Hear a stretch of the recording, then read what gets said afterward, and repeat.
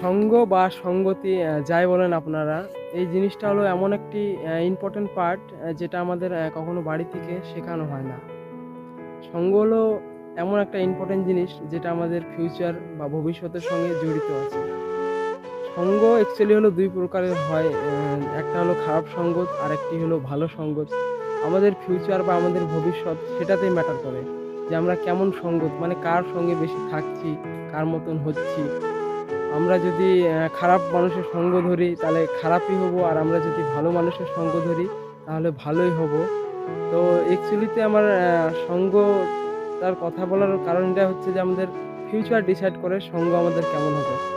এই যেহেতু আপনি ধরে নিন আপনি কোনো বিজনেসম্যান বা কোনো ব্যবসায়ীদের সঙ্গে আপনি আছেন, তাদের সঙ্গে চলাফেরা করছেন, তাদের সঙ্গে উঠবস করছেন। আপনিও ঠিক তাদেরই সাথে তাদের মতনই হয়ে যাবেন ধীরে, ধীরে হয়তো।